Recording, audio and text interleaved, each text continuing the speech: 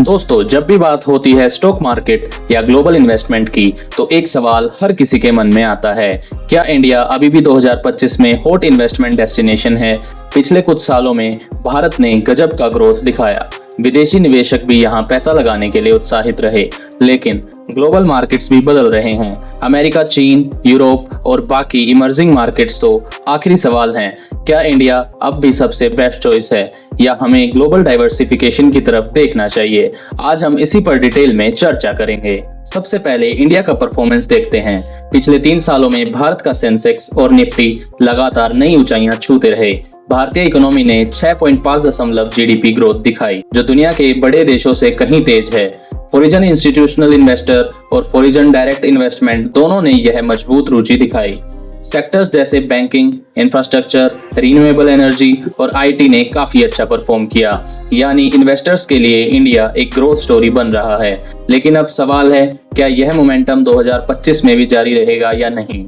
अब जरा बाहर की दुनिया देखते हैं। अमेरिका, यूएस मार्केट्स, नस्डैक और S&P 500 ने एआई और टेक स्टॉक्स की वजह से बड़ी तेजी पकड़ी है, लेकिन वैल्यूएशन बहुत हाई हैं और रिसेशन फियर्स भी बने रहते हैं।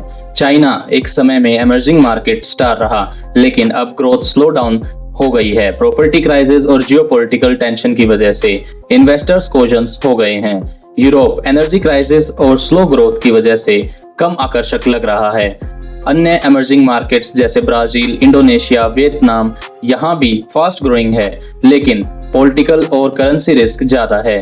तो कंपैरिजन में इंडिया अभी भी एक बैलेंस्ड ग्रोथ प्लस स्टेबिलिटी का मिक्स दिखाता है। तो क्यों इंडिया अभी भी इन्वेस्टर्स के लिए हॉट मार्केट माना जा रहा है? Demographics advantage, young population, large working class, domestic consumption, Bharat में मिडिल क्लास की स्पेंडिंग पावर बढ़ रही है। Reform and policies, PLI schemes, digital India, make in India से प्रोडक्शन और एक्सपोर्ट्स को बढ़ावा मिल रहा है। जो पॉलिटिकल स्टेबिलिटी कई देशों की तुलना में इंडियन कंपैरेटिवली स्टेबल है। टेक एंड स्टार्टअप्स, भारत अब दुनिया का तीसरा सबसे बड़ा स्टार्टअप इकोसिस्टम है।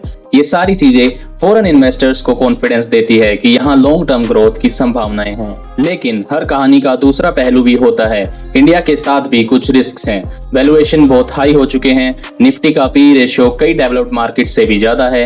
पॉलिटिकल रिस्क, चुनावी सालों में पॉलिसी चेंज का असर लाता है। ग्लोबल डिपेंडेंसी, एक्सपोर्ट सेक्टर अभी भी यूएस और यूरोप की मांग पर निर्भर है। ऑयल प्राइसेस, अगर अच्छे से तेल के दाम बढ़ते हैं तो भारत की इकोनॉमी पर दबाव आ सकता है। करेंसी रिस्क, रुपया अगर कमजोर हुआ तो विदेशी निवेशक एग्जिट कर सकते हैं, इसलिए आंख मूंद कर भी इन्वेस्ट करना सही नहीं होगा। तो अब बड़ा सवाल है, 2025 में क्या सिर्फ इंडिया में इन्वेस्ट करना चाहिए या ग्लोबल डाइवर्सिफिकेशन भी जरूरी है? अगर आप लॉन्ग टर्म इन्वेस्टर हैं और ग्रोथ स्टोरी पर विश्वास रखते हैं तो India must be a core portfolio holding, लेकिन सिर्फ इंडिया पर डिपेंडेंट रहना रिस्क बढ़ा सकता है।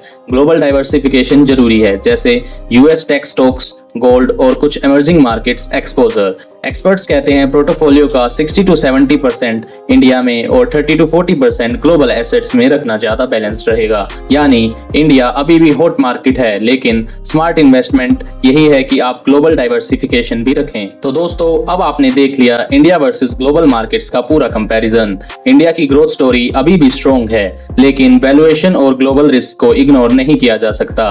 स्मार्ट स्ट्रेटजी है, इंडिया में कोर पोर्टफोलियो रखें और ग्लोबल में भी थोड़ा एक्सपोजर, ताकि रिस्क बैलेंस रहे। आपको क्या लगता है, 2025 में इंडिया सबसे बेस्ट इन्वेस्टमेंट डेस्टिनेशन है या ग्लोबल डाइवर्सिफिकेशन ज्यादा जरूरी है? नीचे कमेंट में अपनी राय जरूर लिखें। वीडियो पसंद आया हो तो लाइक और शेयर करें और फाइनेंस से जुड़ी ऐसी ही रियल इंसाइट के लिए चैनल को सब्सक्राइब करना मत भूलिए। मिलते हैं अगले वीडियो में। Stay smart, stay invested.